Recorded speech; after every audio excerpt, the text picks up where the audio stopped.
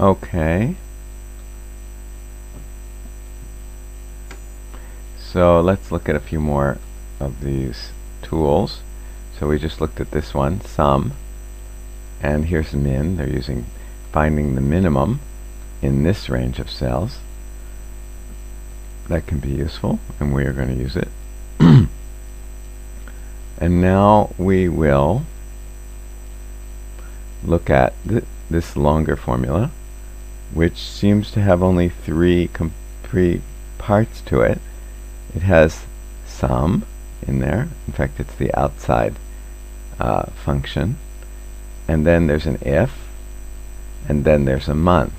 So what happens is month gets calculated first, then if gets calculated. Where's that go to? Here.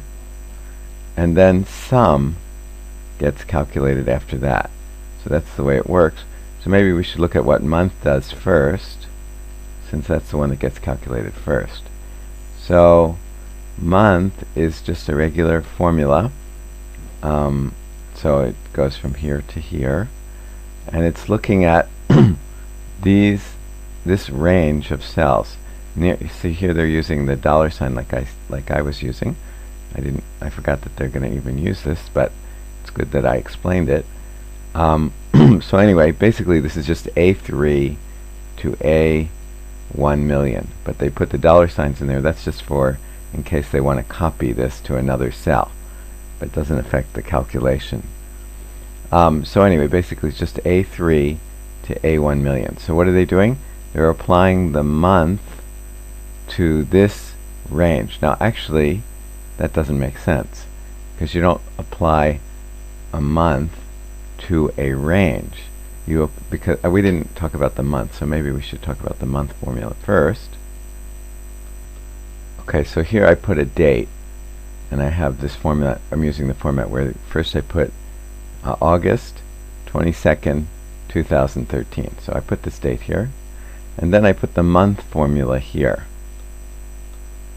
So I have month of this date of F11. Okay, and the month of this date is what? Is the 8th month.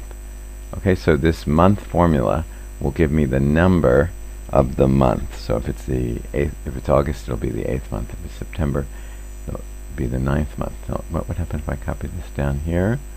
I get 823. So the month of this is still going to be what?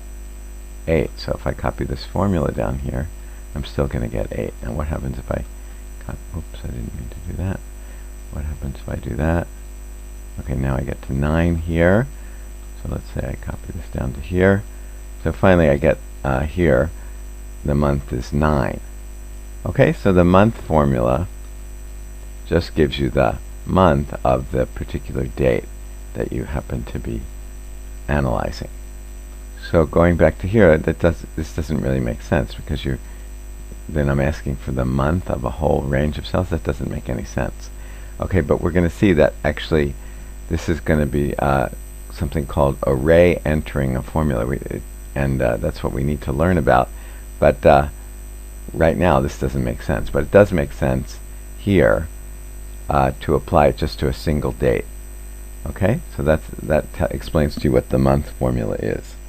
Okay, now what happens after the month formula? We have an if formula. So remember the format of if, let's go back to here again. Remember the format of if, or if we want, yeah, alright, just use here. If has parentheses here, and has two commas, a comma here and a comma here, and that tells you in between the commas you put the different arguments, or what you're supposed to, what it takes, the inputs. So here the first one is the logical test that you're checking, and here is the result if the logical test is true, and here is the result if the logical test is false.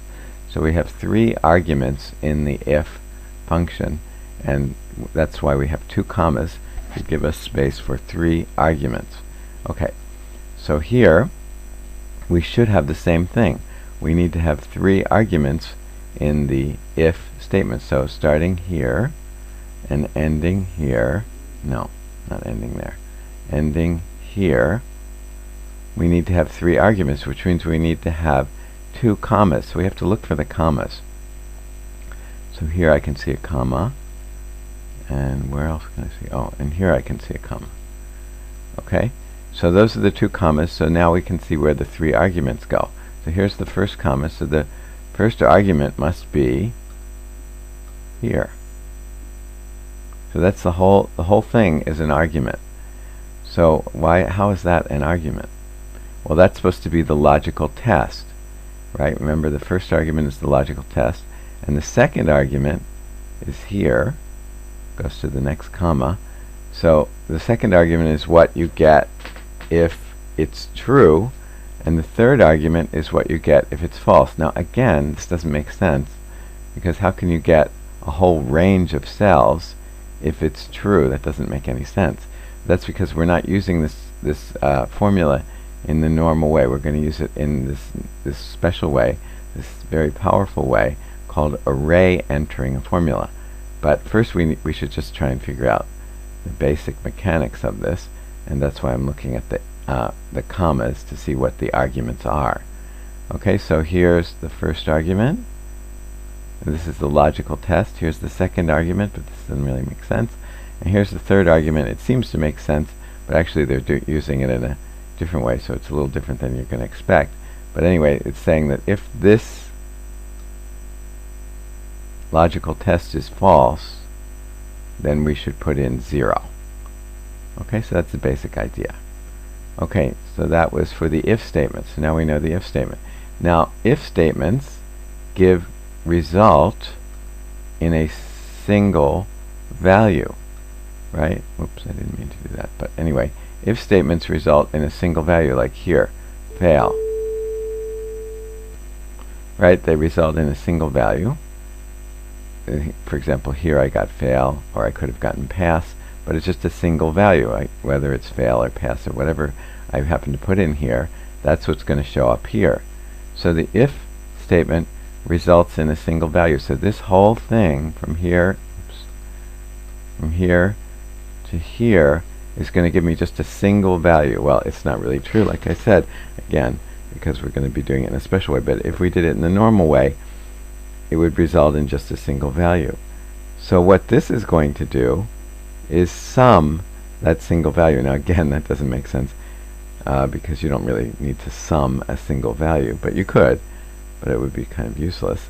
But anyway, that's what should come out of here, is a single value, and then we're going to take the sum of that.